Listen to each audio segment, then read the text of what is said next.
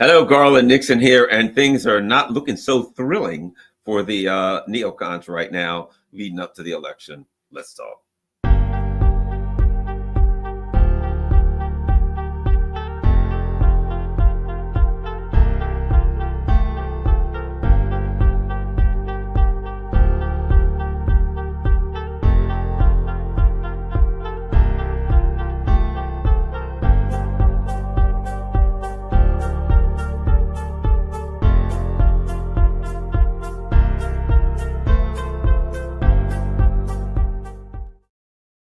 Hello, Garland here, and let's talk about we're leading up to the election, and things ain't looking so good for the neocons. The chickens are coming home to roost. We got proxy wars to talk about. We got all kind of stuff to talk about.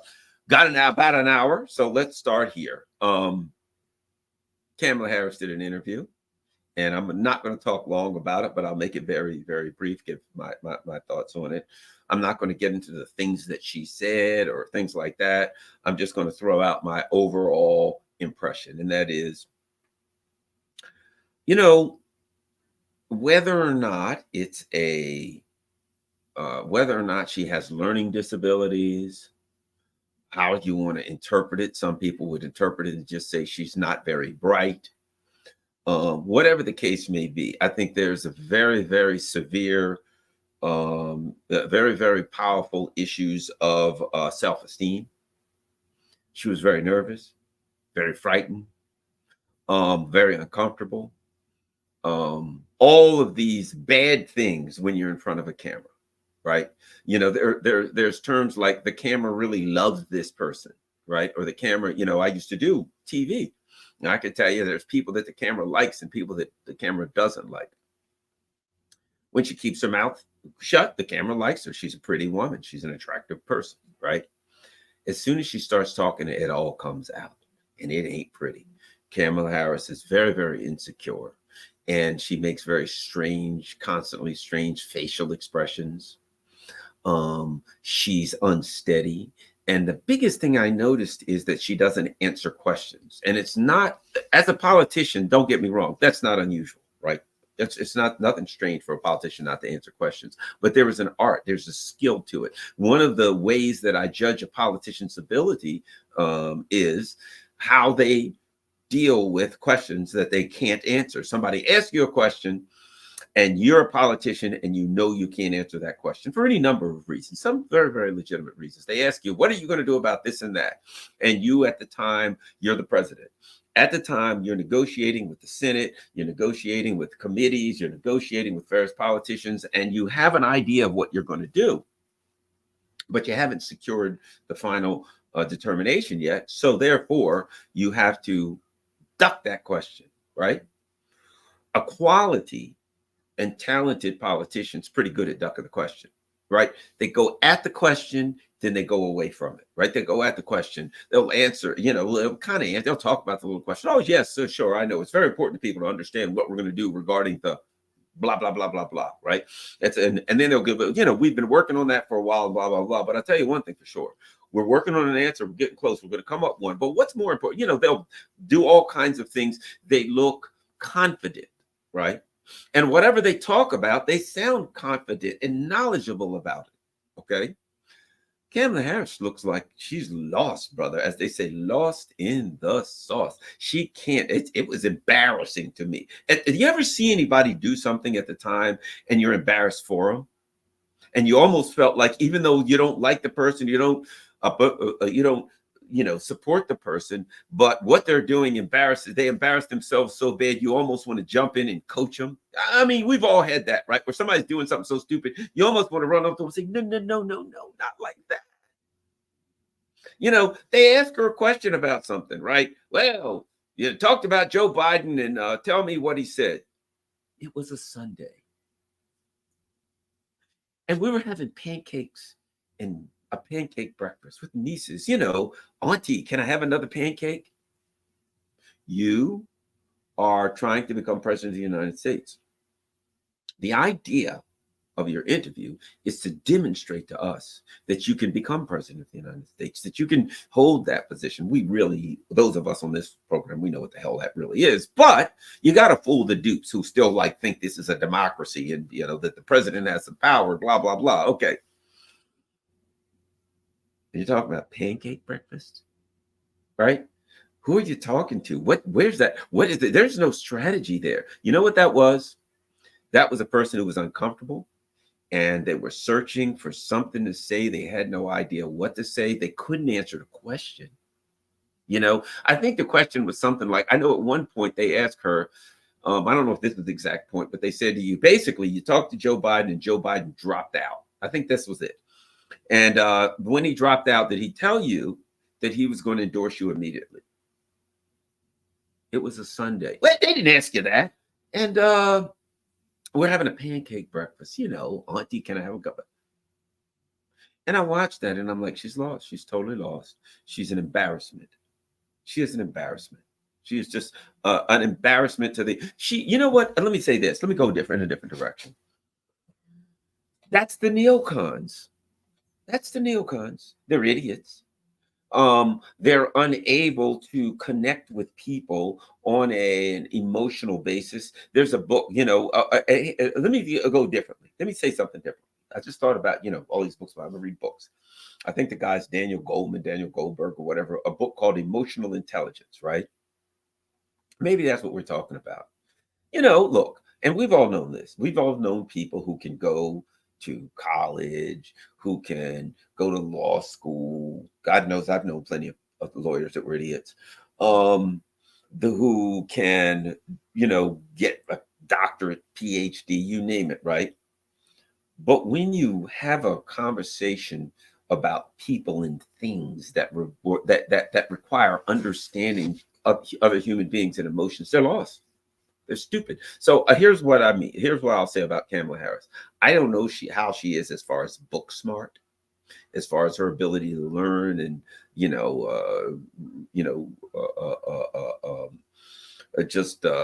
read something, study, and then throw it all back out on a test. I don't know. Maybe she's good. Maybe she's sharp.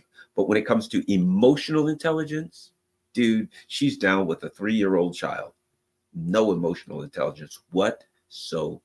No understanding for people, no understanding how to deal with people, no understanding how to talk to people. She's clueless. And let me just say this, man, I'm really looking forward to that debate with Donald Trump on September 10th, because they did everything they could they've been hiding her very, very well. You know what? I tell you what, this is what I think. Then I'll move on. In the same way, here's what I'll say. In the same way that for the last, think about this. Here's the parallel.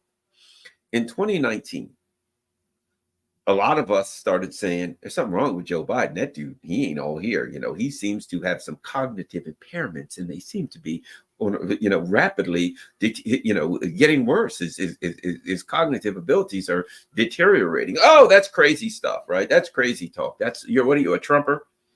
And we could see it.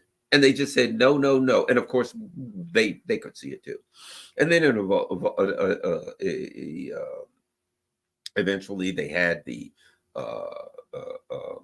debate with Trump, and everybody was like, okay, what do you have to say now? And they were like, okay. Now, I argue that was the plan all along, that's what they had that early debate so they could get rid of Joe Biden in June. That was the whole plan. But whatever the case, he sticks out there and we're all like, holy mother of God, this freaking guy's brain is, is toast. Out he goes. Okay. But we all could see it. And we all knew it. And they all said it wasn't true. And then when he was put on display, we're like, we didn't go like, oh my God, look at Biden. We're like, yeah, really? So you guys, somebody didn't know this. We could all see it and you couldn't see it. Get out of here with that. Well, I may be wrong. I kind of think September 10th is going to be one of those Joe Biden moments where we all say, I've been telling you, Kamala Harris is about as sharp as a furry marble. She's as bright as a wet match in a dark cave, whatever, euphemism or metaphor or simile you want to use. She ain't too sharp. And they're going to put her on display September 10th. And I don't think she's going to do so well because, number one, you got to answer questions. Donald Trump can answer a question. Here's what I'll say about Donald Trump. I'm not saying Donald Trump is the second coming of Stephen Hawking by any stretch of the imagination. He's no mental giant. But I do think about this. The reason they lose to Donald Trump, the reason they're always behind is because they underestimate him. What's the first law of conflict, right? You ever take self-defense, you'll understand. The first law of conflict is what? Never underestimate your adversary. Never look at your adversary and say, oh, I can take him. Always overestimate your adversary and say, oh my God, that guy's probably a 10th degree black belt. If I raise a finger, he'll kill me. That way, number one, you'll be less likely to get in conflict with the person if you ever overestimate them. And if you do get in conflict with them, you're better off to overestimate them than underestimate them, right? So the problem is they always underestimate Trump. Oh, he's an idiot. Nobody will ever vote for this guy. And what Donald Trump does is, Donald Trump, oddly enough, really in a strange way, when it comes to emotional intelligence, that's his strength. Oddly enough, because he doesn't strike me as an intellectual. He doesn't strike me as a guy who's real knowledgeable about things, but this is the way you could put it on the street. This is the only way I could think of put it. He has a way with people. Donald Trump can tell jokes. He's funny. And the type of jokes that he tells, he's one of these guys. It's like Chappelle kind of jokes, right? It's like the Bill Burr kind of jokes. You know what I mean? They're kind of crass. They're kind of, gutter at times, but everybody kind of knows there's something to them. You know what I mean? It's like, oh boy, that's really kind of crass joke, but yeah, you got something there, right? That's Donald Trump. He has a bit of an emotional intelligence that makes the libs, or whatever you want to call it, the Democrats, underestimate him at their own peril. So I suspect Donald Trump will be Trump. He'll blather on and he'll talk about the things that he wants to talk about, and he'll crack a few jokes. But he's confident in a debate setting. Donald Trump does not lack confidence. There's a lot of things he don't lack. He may lack. Confidence ain't one of them, and she's devoid of confidence, and she has no emotional intelligence whatsoever. She doesn't understand people. So the interview was a complete debacle, and I'm looking forward to September 10th just to see how it goes. I don't think it's going to go well, which brings me to my next issue, and that is things ain't going well for the things ain't going so well in the proxy wars. Let's start in Israel. Let's start in Israel. Let's go here. Mass protests erupt in Tel Aviv over death of 6 captives in Gaza, right? So what happened? Let's start here. For those of you who may not know, apparently the Israelis tried to do some kind of a hostage rescue, and it went awry. And apparently the hostages that they were trying to get were all gunned down by Israeli machine gun fire. As pretty much, let me tell you something. From what I've seen, there was one instances where the hostages, we can use that term. That's what the mainstream music. I don't understand why the Israelis that are held by Hamas that seem to be treated humanely are hostages, and all of the civilians who are taken into custody by Israel more often than not, like 10,000 or however the hell many of them it is, with no charges, are mercilessly beaten, raped, literally beaten, raped, killed in various and sundry horrific ways. They're just being held in detention, but the Israelis are hostages. So, the language, right? But let us continue. So a while back, some Israeli hostages somehow escaped. They saw some Israeli soldiers. They ran out. They were speaking in Hebrew or whatever language the Israelis speak in, yelling. They took their shirts off. And you know what the Israelis did? Mowed them down with gunfire. Well, if you are I put it like this, if you're a hostage, from the looks of things, your best bet is to stick with Hamas right now. Your best bet for survival, because if you get anywhere near the IDF, they're mowing you down with machine guns. They're not real discriminatory when it comes to, basically, if they see someone alive, they shoot them. Men, women, child, toddler, you name it. Look, what's his name? Netanyahu gave the Amalek speech, right? Which was kill everybody. It was the speech of genocide. Kill everybody. I don't care about the age. Oh, and that's what they're doing. That's why they call it genocide, right? So anyway, so needless to say, in doing what they do, apparently, there we go, followed by the announcement of the death of 6 Israeli captives whose bodies were recovered by the Israeli occupation forces after being killed by Israeli gunfire during a rescue attempt. As I said, if I ever get kidnapped by somebody, I don't care where it is, and somebody says to me, hey, Garland, we're going to get you out. Oh, great. Well, thanks. God knows I'm kidnapped. I'm talking on a secure line, whatever the case may be. We're getting you out. Really, who's coming? We're sending Israeli special forces. Don't get me wrong. I don't like being a kidnapping victim. Not my, the plan I had for today. But if you're sending the Israeli special forces, I'll take my chance with the kidnappers. Sure, well, I'll be beaten daily. I'll be fed a little bit of gruel, probably pistol whipped, maybe electrocuted, whatever, things of that nature. None of that's fun, but at least I'll still be alive. If they're sending in Israeli special forces to get me out, I pretty much know how that ends.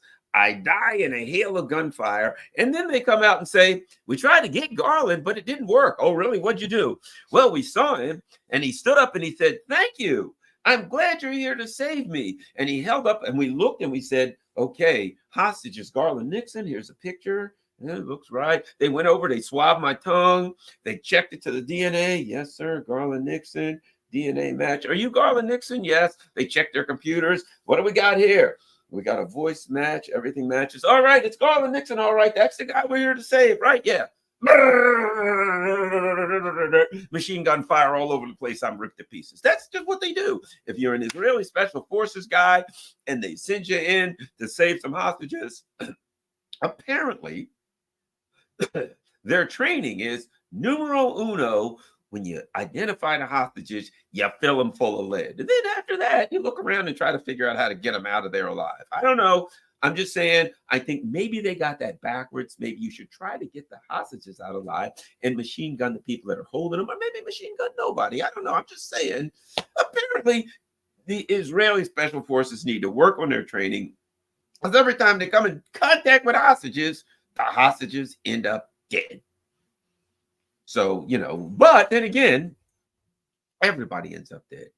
They kill people. They don't give a crap. Here's the reality that maybe perhaps the Israeli people are starting to figure out. They don't give a shit about the hostages. They don't care about them. I think personally, just me, I'm not saying it's true. I personally think they view the hostages as liabilities. They view them as leverage. I think they look at the hostages, or whatever term you want to use to call them, and say, if our adversaries have these people, they can use them as leverages, and people will be in the street asking us to get them and all. The sooner we kill them all, the sooner we eliminate all their leverage. Let's face it. A whole lot of people died on October 7th. And for some reason, the Israelis went in and eliminated a lot of the evidence so that we could figure out exactly who it was that killed them.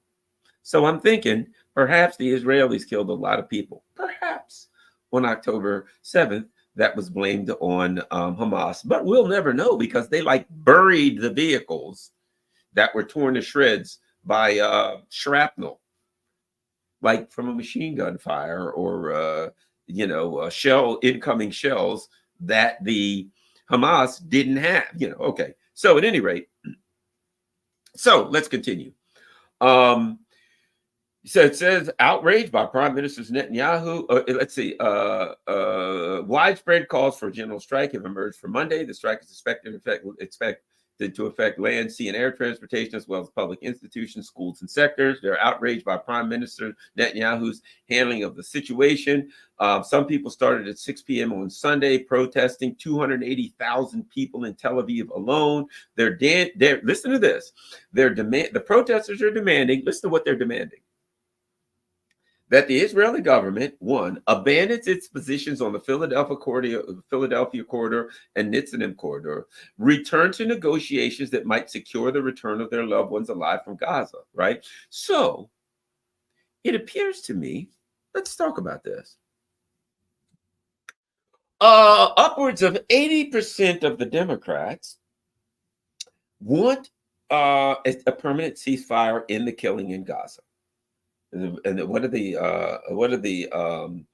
does Kamala Harris et al. Say? We are supporting Israel. So, in other words, you don't get a say in this party. We're here to defend democracy, not practice it. The truth is, if you don't practice democracy, you can't defend democracy, and they sure as hell don't practice democracy. So shut up if you're a Democratic Party member, sucker, hostage, whatever, dupe, whatever you want to call it. You can't get there from here. Now, here's what's interesting. They're supporting Israel, but the Israelis are actually in the street, and they're saying, hey, do what you got to do. We want the hostages home. Make a deal. Sit down. Get something. Do something. We want our family members brought home. So guess what? How you can get that? Yes. And Hamas is like, hey, we're ready to talk, dude. All you got to do is say, hey, Hamas, we'll stop shooting. We'll throw in the towel. We'll do this, thing diplomatically. If you return the people, and Hamas is saying, no problem. Return all of our people. We return all of yours. Everybody stop shooting. We go on about our business. Let's get it done. But somehow you're supporting Israel without supporting the wants and needs of the Israeli people. The Israeli people are probably had enough. I mean, let's face it, prices are going through the roof. Their economy is pretty much in free fall collapse. They're not in a healthy, a safe area. They're in the midst of a war zone. Things, are they genocidal bastards? A whole lot of them? Yes, true. But they ain't stupid genocidal bastards, so they still want peace. And I believe that the government of Israel could say, all right, we got to, they could put it to me. The government of Israel could say, look, we talked to Hamas. Hamas says, if we end the conflict now, they'll give all the hostages back. I believe, let's do a vote. I believe the Israeli people would vote because they want their families back. They want their people back, right? Can't have it. So here's the reality. The neocons are not supporting the Israelis. They're supporting the Netanyahu government, right? But they're really mainly supporting Israel as a proxy force for controlling the oil-rich Middle East. That's all it ever was. It's a proxy force. Now it's a proxy force that's gotten out of a place that's gotten out of control. And now there are certainly questions: who is the dog wagging the tail? Is the tail wagging the dog? The Israelis have so much power and economic power in the U.S. and all throughout the West. Not the Israelis, the Zionists. Period. So much so that even now, apparently going against what the majority of the Israelis wants, the Zionists and the neocons are doing that. And here's my question. If the people are pissed and the people in the street are in the streets of Israel and they're, want the government to do something different, how long can this thing continue? It is in collapse. It is in a disaster. It's in an economic disaster. Israel, morally, the world has completely, I'll put it differently. Some people say, the world is angry at Israel, is aghast at what Israel is doing. I would put it like this. Haven't you heard this? Difficult times doesn't change people. It exposes them. Israel's being exposed for what it has been doing for the last 70 some odd years. And the world is those who hid, who hid their faces and heads and stuck their heads in the sand and tried to pretend that it was something other than what it is. They can't do it anymore. Israel is now, let's face it, the government of Israel and the government of Ukraine have similar type of people. They're ethno supremists, and they are fascists, and they are now really in opposition to even the people in their country. So you got a disaster in Israel. And what's going on, I think, is this. The neocons are trying to hold this thing on and hold it together until the election. That's it. They can't have this thing fall apart before the election. And it's coming unglued bit by bit. It's coming unglued. And they don't want a war with Iran before the election. I don't even know if they want a war with Iran anymore, because they know the disaster that'll be, and the U.S. will get ejected from the region once and for all. That's going to be total disaster, and not to mention the economic collapse. I mean, let's face it. Let's just say the U.S. goes to war with Iran next week, right? What's going to happen to the Straits of Hormuz? It's going to close. And what happens if the Straits of Hormuz closes? Have you looked at a map? Look at a map. And you know they're going to close the Red Sea. The prices in Europe, the prices in the U.S., the price of gas is going to go through the roof, and that if you can get it, and that will be an economic collapse. And just out of curiosity, how do you think that'll affect the election in 2 months? How do you think that affect the election? If gas is $14 a gallon when you can get it, and now they're like, we're going to ration gas depending on what state you live in, or like they did before in the 70s, they were depending on the last digit. I think it was like if the last digit of your tag was an even number, you could get it on one day. An odd number, you get on another day. There was gas rationing. Excuse me, it was a mess. It was a mess. And how do you think that's going to affect the election? It's over. They'll get destroyed, wiped out, crushed. So they're horrified. They don't. When people say, "Oh, they want a war with Iran," they don't want one before the election. They don't want this thing to blow up before the election. They don't want it to collapse. And if the Israelis are in the streets now, going ape shit, and the Israeli government and the U.S. neocons can't possibly come up with a deal, because here's the next part. Think about this. If they come up with a deal to in the conflict to get the hostages back, they've lost. Because let's face it, that means Hamas wasn't destroyed, doesn't it? So if they come up with a deal before the election, that all of this death and destruction and murder, all of this horrible stuff that has to be done in order to stop Hamas, and they come up with a deal for the so-called hostages, and Hamas says, all right, and who are you dealing with again to get the deal? Hamas. And who's around again after the deal? Hamas. And who is this you can't blow up anymore? And now you have to start talking about rebuilding and doing this and all these other things. What was all of that death and destruction for? It was to destroy Hamas. And how's Hamas doing? Just fine. What is it? PIJ, Palestinian Islamic Jihad, all of these other groups. How are they doing? They're still rolling. They're fine. They're coming right back out of the rubble doing their thing. Is Israel in charge of Gaza? Nope.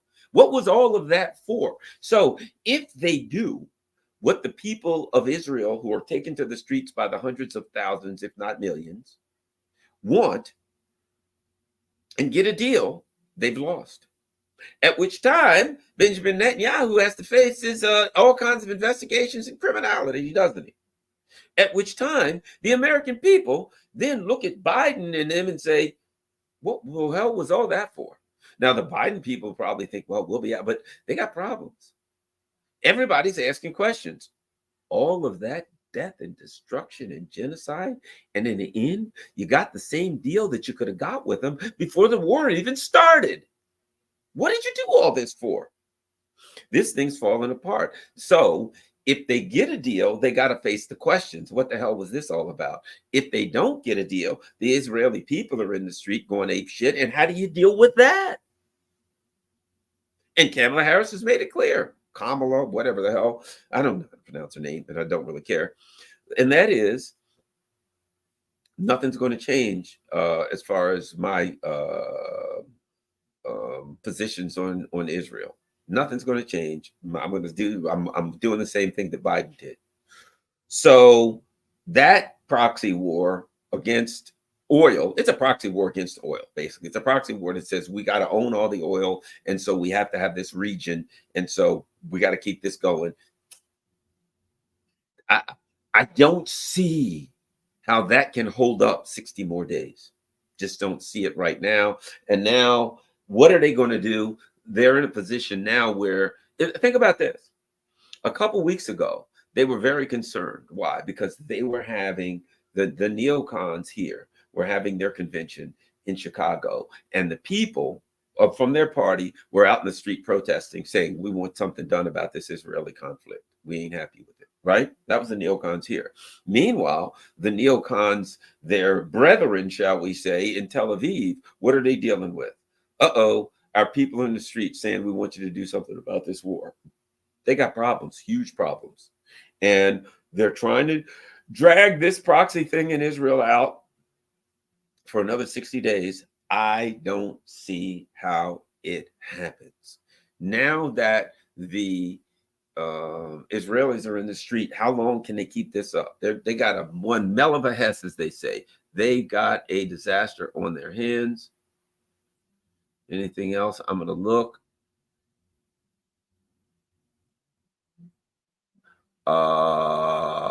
So they just got, I don't see anything else new, so I will keep looking out to see what I can find and update you. Next,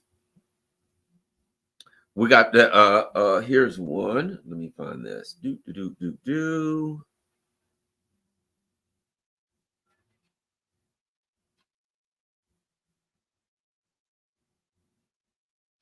All right. Zelensky sees 4 difficult directions of front for Ukrainian forces. He said on Saturday, due to active military actions of the Russian army in Kramatorsk, Kupiansk, the rest directions, a difficult situation has developed for the Ukrainian forces. The most difficult for Kiev is in the Krasnomar. I can't remember. It's some near Ukrainian name, Petrovsky. Okay, what are we getting at here? In their ultimate wisdom, the geniuses in DC made a decision, and London apparently, and that was, oh, we'll fix these stinking Ruskies once and for all. We're going to get together 10, 15, 20,000, whatever. Let's say 10,000 of our reserves that could be used to fortify positions on the front. And rather than fortify positions on the front, we'll go into Russia and we will humiliate and embarrass Russia. You know, it's always something emotion, right? Oh, Putin's scared. He's angry. He's frustrated. You know, they're always assigning an emotion to the Russians. I love that. The neocons are good for that. They always assign emotions to their adversary. Our adversaries are frightened. They're scared. They're angry. They're going through an emotional roller coaster, right? So they decide, we'll fix Putin once and for all, and we'll go to the Belgorod region, whatever the hell, right? We're Kursk region, you name it. We'll throw drones in there. That's going to really upset them. And then we'll go and we'll take a nuclear power plant, and it ain't going to work so well. But they say we're going to go in and we're going to raise hell in Russia. And of course, you know what happens then? The Russians will go up in arms and the Putin government will fall once and for all, and the Russians will be in panic and they'll run around in different directions with their hands up in the air. You know, like the old cartoons where you would see like a person run through a wall. It would literally be a cutout of somebody with both hands sticking up in the air, like they ran right through the wall.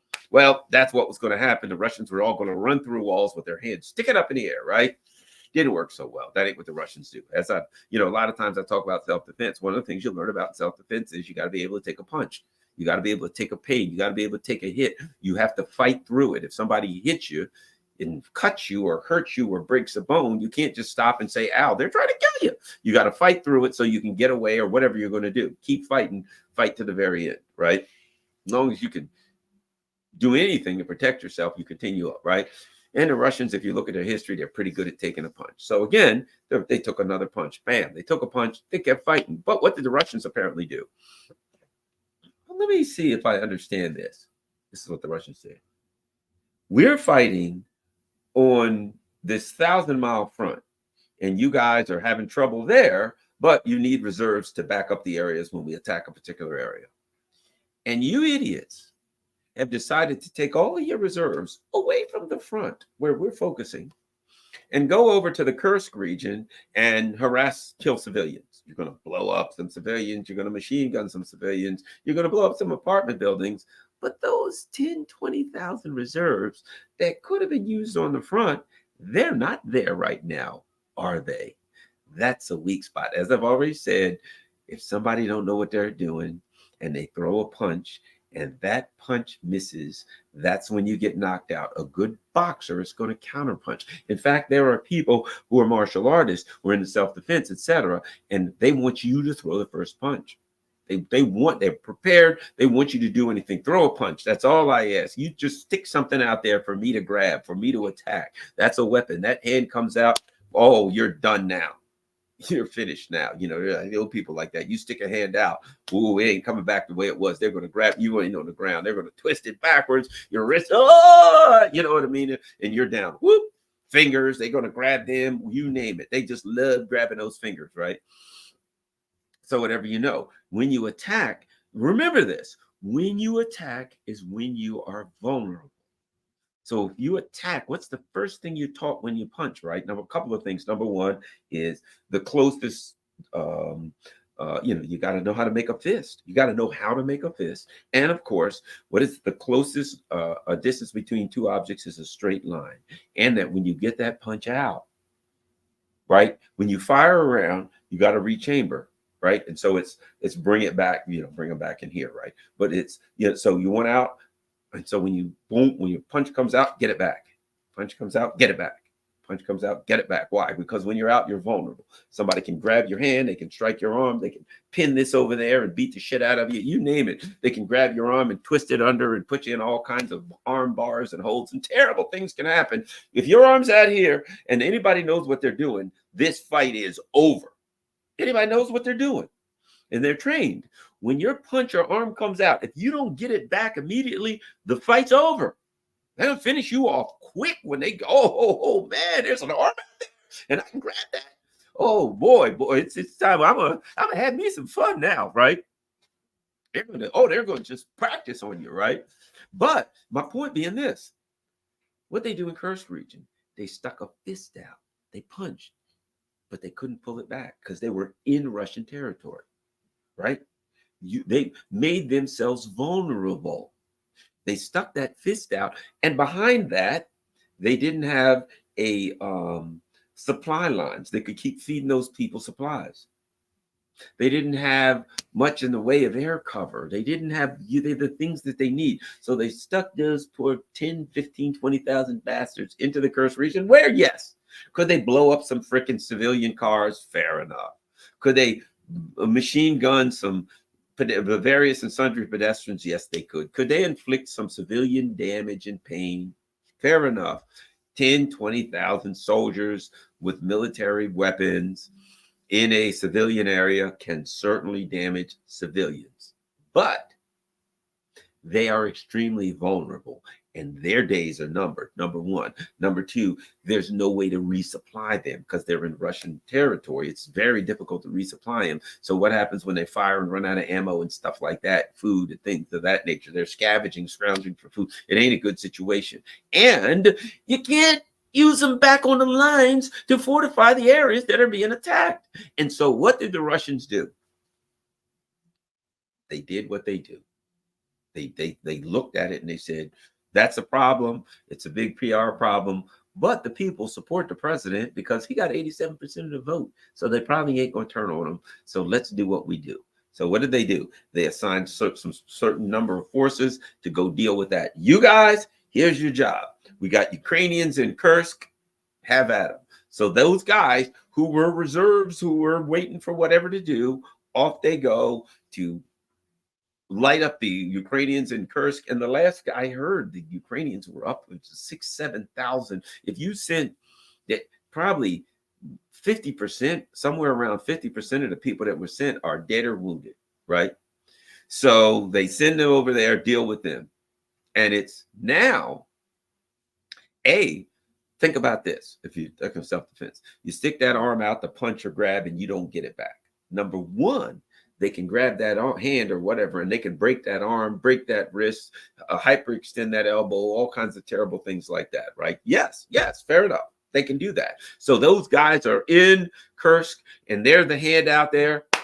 They're getting broke, busted, and hyperextended and blown to smithereens, right? Okay.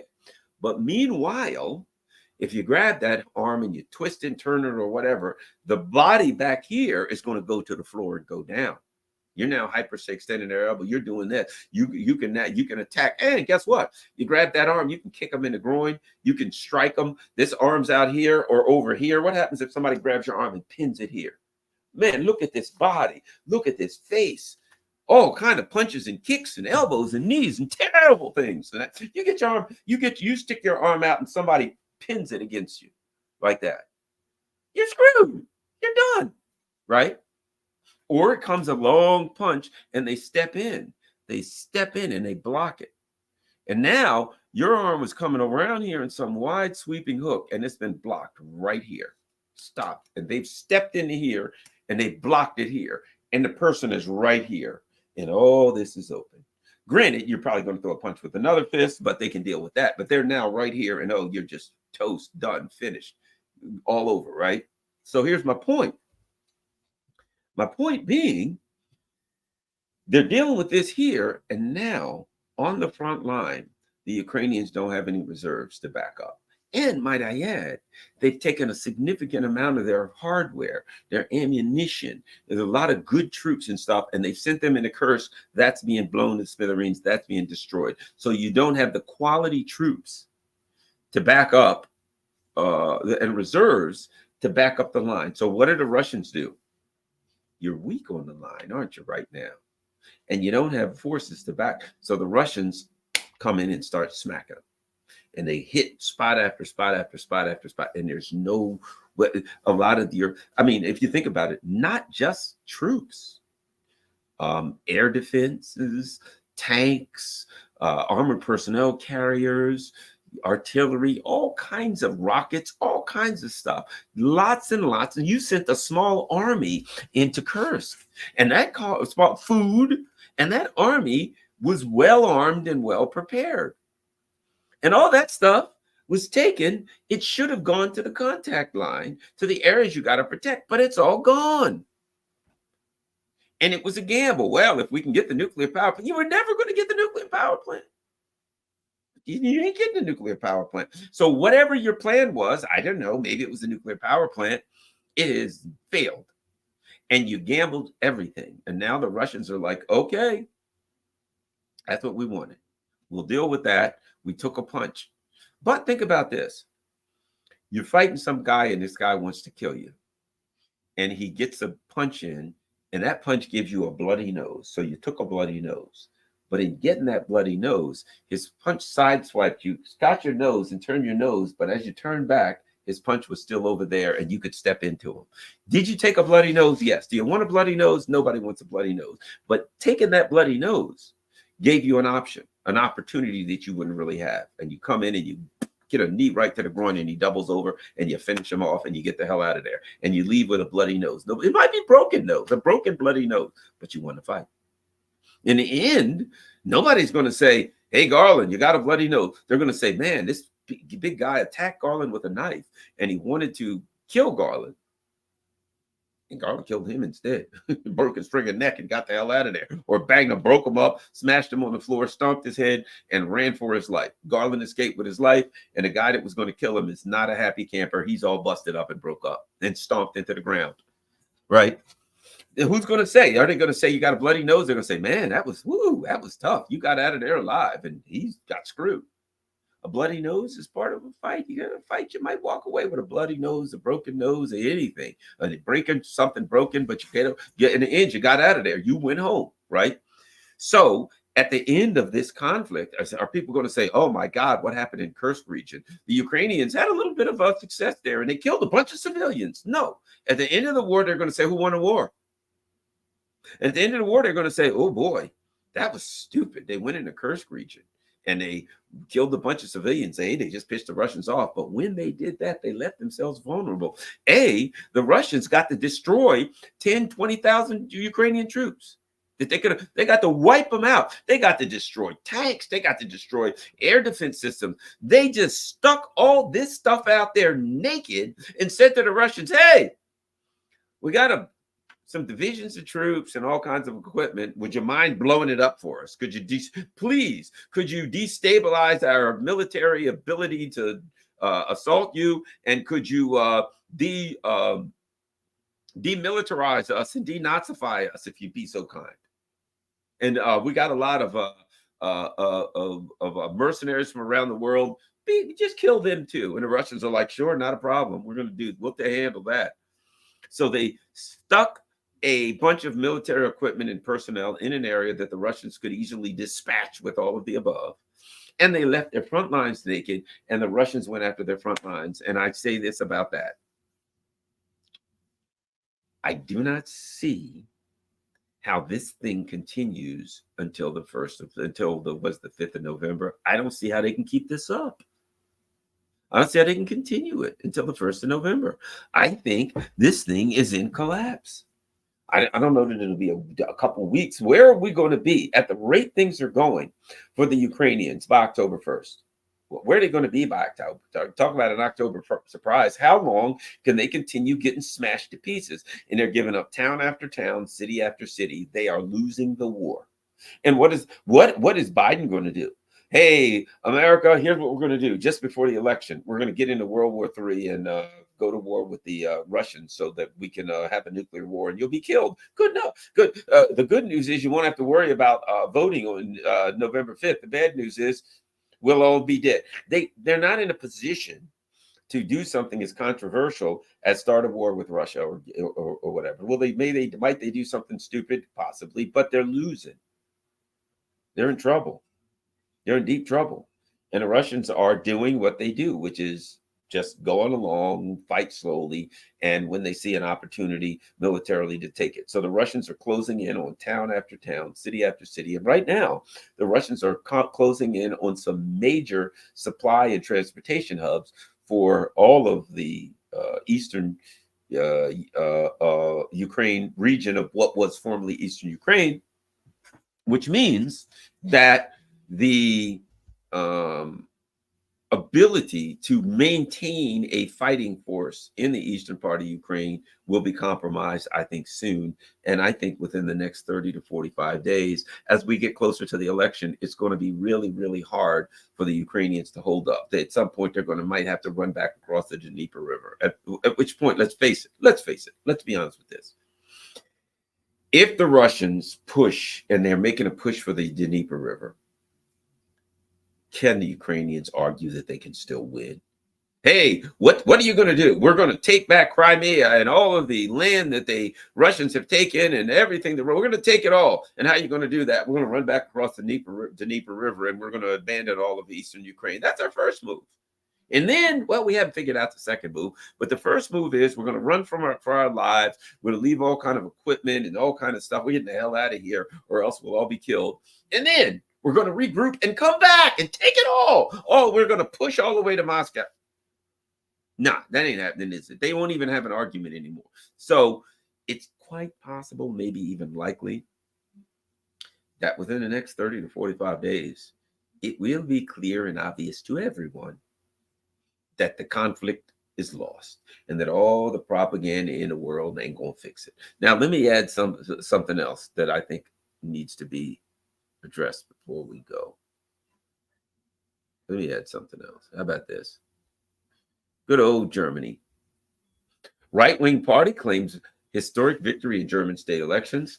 The alternative for Germany appears has won its first state election since the right-wing party was established in 2013. According to the official preliminary results, the AfD has gotten 32.8% of the vote in Sunday's legislative election in the state of Thuringia in the eastern part of Germany. The CDU party is expected to come in second with 23.6% of the ballots. None of the members of Germany's ruling traffic light coalition, the SPD of Chancellor Scholz, or the Free Democratic Party, FDP of the Greens, were able to make it to the top three in either of the states. The third place in Thuringia and Saxony went to the newly formed left-wing party of Sarah Wagenknecht, BSW. Despite being on opposite sides of the political spectrum, BSW and AfD both call for stronger controls on immigration and an end to Berlin support for Ukraine amid its conflict with Russia. Okay, so what's going on now? At least some of the German people are saying we had enough. It's getting cold. Prices of everything are going through the roof. And guess what? We're sick and tired of this Ukraine thing, right? So here's what's going on. The bottom line is the Germans, it's an old saying, you might have heard this, any port in a storm. Do I think that the AfD is the first choice of the Germans, whatever? Here's what I think. If you look at two people, the guy in Slovakia, Fico, who got shot by a lone gunman, If you look at the conservative guy in Hungary, right? One's lefty, one's a righty, right? But what do they have in common? Both of them are to some extent nationalist, and I don't mean that in a negative way. I mean they're people who believes that the government should stand up on behalf of what the people want and look out for the best interests of the people, right? I think people in Europe are getting to moving quickly to a point where they recognize something. You got governments who don't work for you. They work for the neocons in DC. You are all occupied territory by the US empire. You're just occupied territory. You're just a colony. You do not have um, any independence or sovereignty. And I think that what we're seeing in these votes, albeit in France, um, the Brits were like the US, they didn't provide, there's no alternatives for the Brits. So they just put in, Keir Starmer for Rishi Sunak. Oh, what a change, right? But I think the people in Europe are like, look, anybody, I don't care what the name of the party is. I don't care what the ideology is. I don't give a crap. Anybody who will stand up for our sovereignty, we're going to vote for them in any kind of way, shape, or form. I think there's a certain level of desperation. I think there's people who would never vote for the AFD or whatever the hell they are, or even Sarah Wagenknecht's party, whoever. But I think there are people that are just saying, I'll take anybody who will look out for us. And we've had enough with this Ukraine conflict. We've had enough with being servants to a country that literally blew up our frickin' infrastructure. I think they're looking for a way out. And I think they're finding one bit by bit. How this is going to turn out, I don't know. It wouldn't surprise me. Germany has returned to its fascist roots to a point where it wouldn't shock me if the ruling traffic light coalition, who can't get any votes, just outlaws all the other parties. It wouldn't shock me. Look, let's not forget, they've already talked about outlawing them. What did Hitler do in Germany? He won, I think, 26 or 32% of the vote, whatever it was. He didn't win a plurality of the vote. Then he made a deal with the party in second place, and hey, let's make a deal, and we'll do this thing together, and blah blah blah, and then I'll be in charge. Blah. And then as soon as he got the deal and he took power, he outlawed all the rest of the parties. He didn't give a crap. That he was a fascist. That's what fascists do. So what wouldn't surprise me a bit is if the traffic light coalition, the Greens and the SPD, if they simply say, well, we can't beat these parties. Clearly, people have had enough of us. We're going to lose. And God knows if we lose, here's the problem they have. Here's the problem that the neocons have there and here. It's all the same problem. Think about this. Why is it that Netanyahu can't leave office? Because he's corrupt. And he's afraid that if he leaves office, that not only will he have to atone for the charges that he's already been found guilty of, that they'll keep looking around and find plenty more, right? What is it that I think the Biden administration is scared of? Not only is it that they're involved in all kinds of chicanery, trickery and stuff, but they're also concerned that people start snooping around. What happens when people find out all of the emails and all of the things that happened during COVID and at different times, the things that they've done to censor social media? What happens? All the laws that they've broken. What happens when people start looking into Hunter Biden laptop stuff? What happens when whistleblowers come out of the CIA? When whistleblowers come out of the NIH and CDC? What happens when whistleblowers come out of the Biden administration and say, let me tell you what they did? What happens if they come out of the military and say, yeah, they blew Nord Stream and this is how it happened? Can the Biden administration afford for Trump to come in and start snooping? And not saying that he will or won't, but can they afford if somebody, RFK Jr., anybody was to start snooping around and find the criminality that they've been involved, they'd all be in jail, right? So what is it that the Greens have to worry about? And the SPD, the Traffic Light Coalition, can they afford for the AFD or anybody else to come to power, for a new alternative group to come to power and say, we need to look into this whole Nord Stream stuff and figure out what happened. And only to find out that the Greens weren't down with it. That they were like, yeah, You guys going to blow Nord Stream? Yeah, we're good. We're chilling. Do what you got to do, man. We don't know nothing. Only to find like documentation where they were talking with Sweden or Denmark or other people about how to hide stuff, information that they had that they've hidden, what emails, you name it, text messages, whatever. Can they afford for their dirt to come out? They're rotten to the core.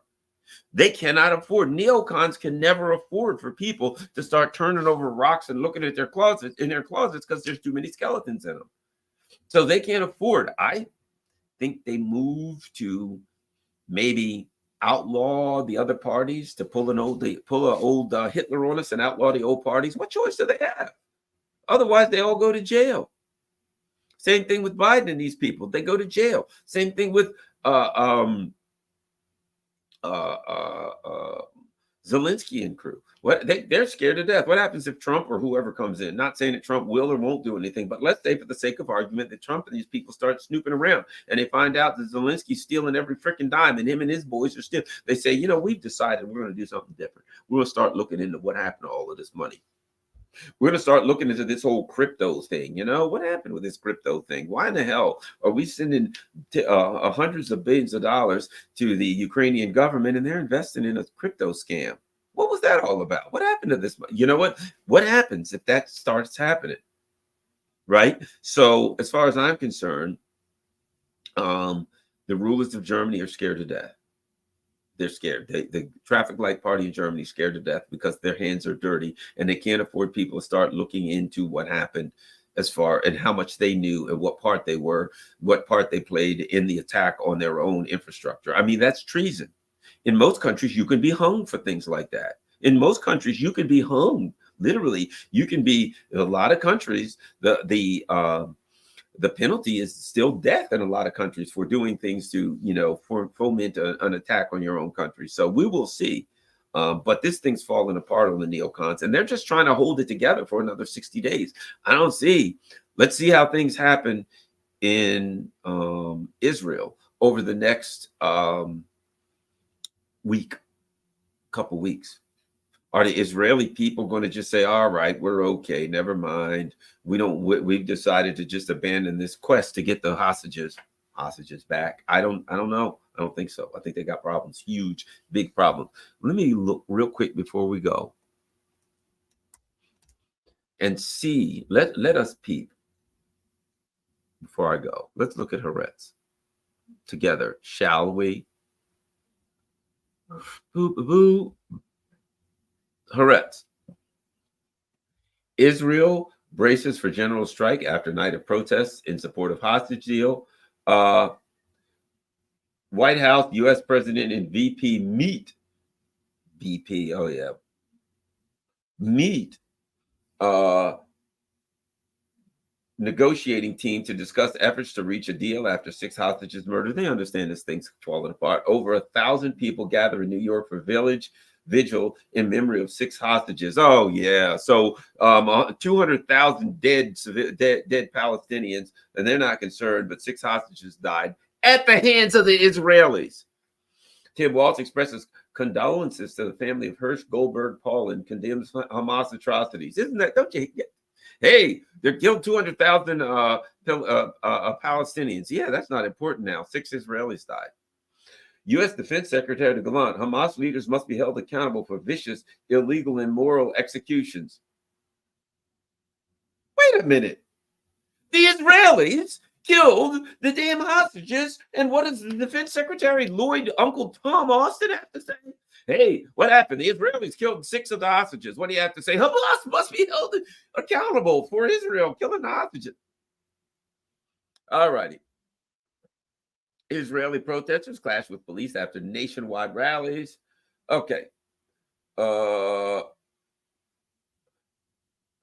Hostage's father, if Netanyahu doesn't get this done, there will be more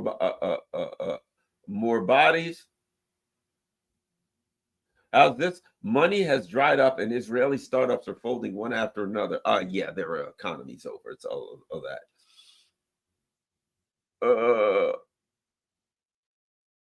Some guy says, I believe that the Zionist dream is not viable as long as it's based on wrongs.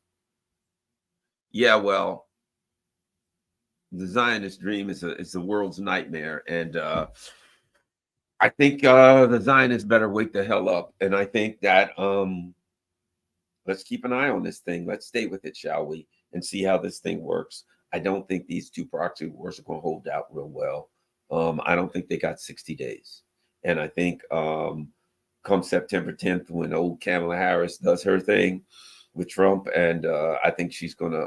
I think people will be the Democrats will be, praying back for the good old days when Joe Biden was doing a debate. I think she's going to blow this thing, man. I think she's going to expose herself for a person who is, it just is, a very frightened, very insecure person. And I don't see, she can't answer a question very well, and she don't seem real bright, and I don't see how she holds up. I just think at some point Donald Trump says the same thing that he said to Biden. I have no idea what you just said, and I don't think you do either. He said that to Biden. I think we're all going to say that, because when you ask Kamala Harris questions, God, I don't even know what she's talking about most of the time. So anyway, let's go. I'm out of here. Thanks a lot, everybody. Here's what we're going to do. Let's start by seeing if there's any super chats, because we got to always answer the super chats, and we get some good questions. Thank you for your outstanding work. Have they stopped demonetizing you? No, I'm not demonetized anymore. I wanted to give you more, but wanted to make sure. By the way, polls sometimes show Trump may lose. Your thoughts? Is that for real? I pay no attention to the polls. Look, first of all, remember the poll that said 93%. There was a 93% chance that Hillary would win. I don't think Trump win. I don't think Trump loses. And number one. Number two, I think things are going to get far worse. I don't think that, see, here's the thing about it. They're playing the games with polls, man. If you know pollsters, what you do is you keep taking a poll until it gets the numbers that you want, and then you tell people about the polls. I don't think things are going well for Kamala Harris in the swing states. Personally, the Democrats count on the black votes, and I've never known so many black people that are so frustrated and angry that they're either going to stay home or some are going to vote for Trump. I don't see how the Democrats pull this off. I think things are going to get worse, and I think Kamala Harris is not real bright, and I think she's going to make a fool of herself September 10th in the debate. I saw that interview. It was just tragic to watch that interview, how poorly it was done and how bad she did. And I'm looking forward to that debate, but I don't think the Democrats win this one. Trump may lose. It is Trump's to lose, in my opinion, and I don't think he loses it. Rolf Steiner says, with the USA jackboot on the necks of so many nations in America, the only country with true freedom, as per Blinken, why do these ingrates fight back? Why do these ingrates fight back? Which ingrates? I'm not sure what Rolf Steiner's asking. But at any rate, I'm not sure. I don't understand the question. Why do these? I don't know who it is that he's talking about fighting back. I'm not really sure. But thank you very much, Rolf Steiner. But what we're seeing is Americans are going to find out just how much freedom they got on the 5th of November. I think America's going to be pushing back. Thanks a lot, Rolf Steiner. The Yankees' white man's burden of keeping all this riffraff under control sure is a hell of a frustrating task. When these people going to obey USA rule? Bottom line is this. The U.S. is losing the authority around the world, the strength around the world. See, here's the bottom line. The U.S. empire ruled through force, ruled through threats, ruled through war, ruled through terrorism, all of the above. And when you don't have the capability, look, if I can only control you because I can beat you up, the day that I can't beat you up anymore, I can't control you. The day you're not scared of me anymore, I can't control you. If I rule through force and anger and intimidation, the day you're not afraid of me, the day you're not intimidated by me, I don't rule you anymore. People aren't afraid and people aren't intimidated. So we've lost the ability to control them. Thank you very much. Let me continue. Next, we got, Rolf's. God has given Americans the manifest destiny to control other people worldwide. Does this come from managerial experience gained on the plantation? So the bottom line is this. It comes by this. It's the law of the jungle kind of stuff. These people are knuckle dragging Knuckle draggers. I wouldn't call them knuckle dragging apes because that would be an insult to apes. They're knuckle draggers. It's the law of the forest, right? What they believe, what the neocons believe is, we got the power to do it. We got bigger guns. We got a gun and you don't, so we can push you around. We got economic power. We could use our economic and military power to push people around. And therefore, we're going to do it. They're knuckle draggers, right? But they don't have that economic and military power anymore. And so they can't push people around. Bottom line, they can't push people around. All they can do is terrorism. All they can do is threats and sanctions. None of it's working anymore. In fact, it's all becoming counterproductive, but they don't know anything else to do. And so they're just doing what they've continued to do, even though it's counterproductive. So the more they do it, the faster U.S. empire declines. All righty. Ooh, how about we go to Red Chili Pepper? Thanks a lot, Red Chili Pepper. Ah, good old Vivian says, arrested the guy of Telegram. What was that about? It's quite simple. And that is, they wanted to control Telegram. Look, think about this for 1 second. The United States has the social media power, right? And they use it as soft power. They use that for, as overthrowing, for, the governments and assassinations and starting protests for color revolutions, right? And what do they use? Twitter, they use Instagram, they use Facebook. So they've got worldwide, outside of the US, excuse me for yawning, who has the big social media? That's worldwide. TikTok, US doesn't have it. That's China. Telegram, US doesn't have it. That's out of Russia, but not really. Europe, maybe Dubai, wherever this guy's from, but the US doesn't have two. And it wants to dominate the social media. So it says, we got to stop TikTok. Why? Because it's not American. The Europeans have none. They got no major social media platforms. You know why? Because the US says you're not allowed to have them. They won't even. You think the Europeans don't know how? Yes, they know how to, but they don't have any because the US tells them don't have any. And even if they had any, they'd be owned by the US. So the US, basically, the war on TikTok and the war on Telegram is the US says we want to be the only country in the world that has major social media presences on the world, on the world. Now, I like what TikTok's doing because TikTok's basically saying, no, you want to shut TikTok down, you shut it down. We ain't selling it out to America. We're not doing it. So if you're going to shut it down, just shut it down in the US. If the US government shuts down TikTok, man, young people are going to be friggin' enraged. So we'll see about that, whether or not it gets shut down or not. Because Trump's saying, I'm not going to shut it down. Harris is like, oh, they're back. They're using it, but they're still planning on. They're trying to intimidate China, and China's going to call their bluff. Telegram, same thing. We don't control it.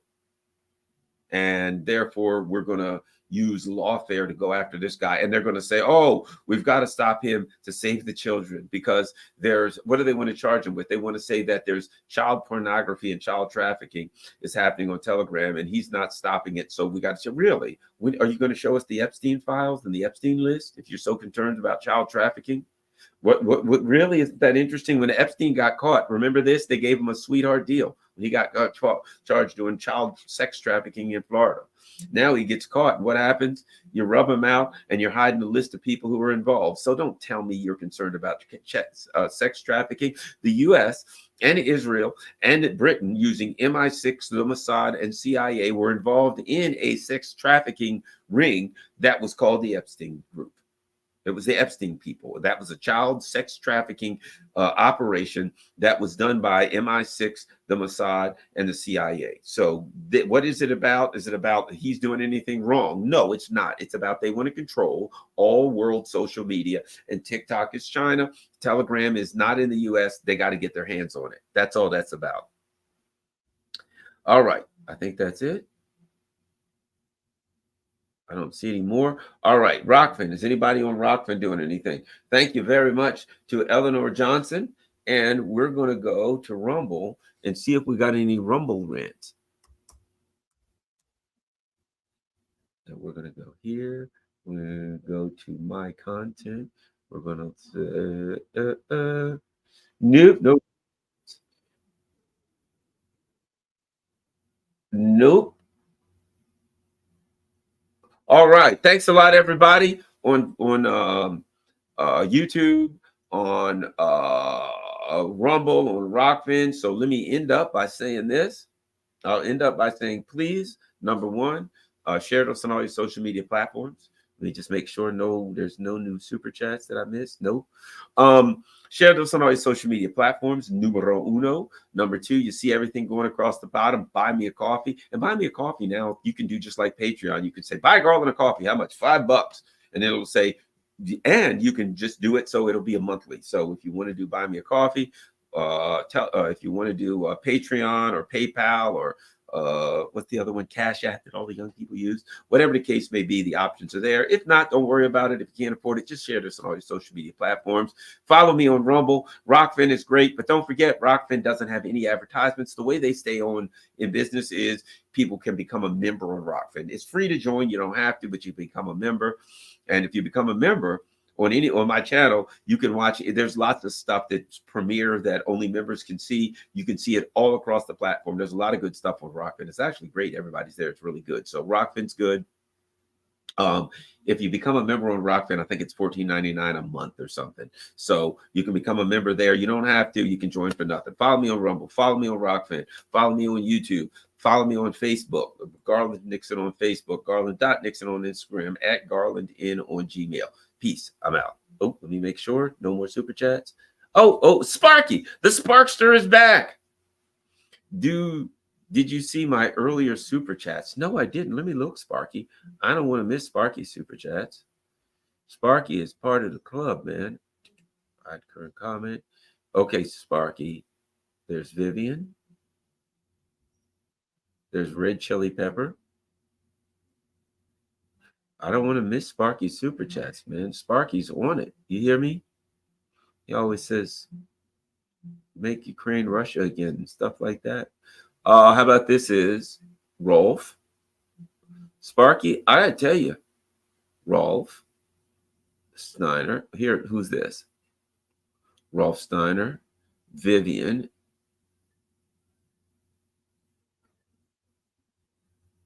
I'm sorry, Sparky. Nope. Who's this? Steph says, thank you for your work. Thank you, Steph. Let me keep going. Rolf, Americans love the Jews and Jesus and scream about the land of the free after they kill the natives. With God on their side, can America be defeated? America is defeating itself. That's the truth. I'm keep looking. Maybe I can. It's Sparky. Here we go. I wondered why they didn't turn the reins over to Kamala 2 years ago. After watching the interview, I realized that despite dementia, Joe's still better off cognitively than Kamala. Well, you're 100%. They can't put her. They're in a bad situation. They got her, and she's an idiot. She's just she's a very broken human being.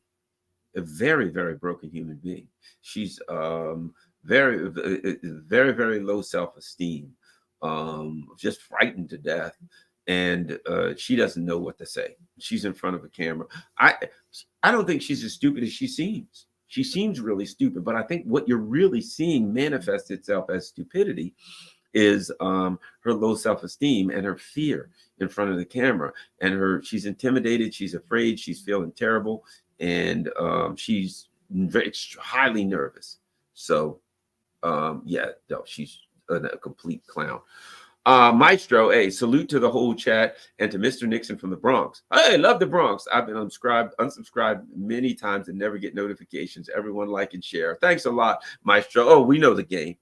We know the game. How is it that I've been sitting on like 70,000? I've been sitting. I'm telling you right now, it takes me a year to get the number of people subscribing to my channel that I used to get in a month. Sparky says, after watching the interview, people wondered how on earth did Kamala ever pass the bar exam? Yeah, she passed the bar exam all right. She stopped by the bar and got a drink. From the sounds of things, simple. She opted out of the written version, instead took the oral version. Look, let me say this. Don't think that the ability to pass the bar exam or to pass an exam makes you smart. It doesn't. The idea that somebody can pass an exam, can become an attorney, can pass the CPA exam, whatever, that because you can pass that exam means you're smart. No, it doesn't. It means you can read and you can memorize and you can answer questions. Seen a lot of people who could read and memorize and answer questions that were dumb as a doornail, dumb as a bag of ice, dumb as a box of rocks, whatever you want to say, right? They were stupid. But they were ability to read, to do rote memory, and to vomit back that rote memory and pass a test some kind of way. So no, she passed the bar exam. Sure, that doesn't mean she's smart. Don't that's a mistake that we make, smart. So yeah, she may have took the oral or written whatever, or she may have passed it with flying colors. It would be fine. That don't mean she's smart. And not only that, a person can be, I don't think Jake Sullivan or Blinken, I don't think any one of them are stupid in the normal context of academia, but I think they're both extremely stupid when it comes to emotional intelligence and wisdom. They have no wisdom. They're dumb as a bag of rocks. And their brain and their intellect is very much inhibited by their ideology. So an ideologue presents as really, really stupid because their ideology blocks their ability to turn their knowledge into wisdom. How's that? That's it, gang. And let me go to the bottom and see, do we have any new super chats? Don't look like it, or do we? What's this? Oh, that's Sparky. All right, everybody. Thanks a lot. Rockman, good. Thank you very much, everybody. Have a great day. Share this on all your social media networks. Peace. I'm out.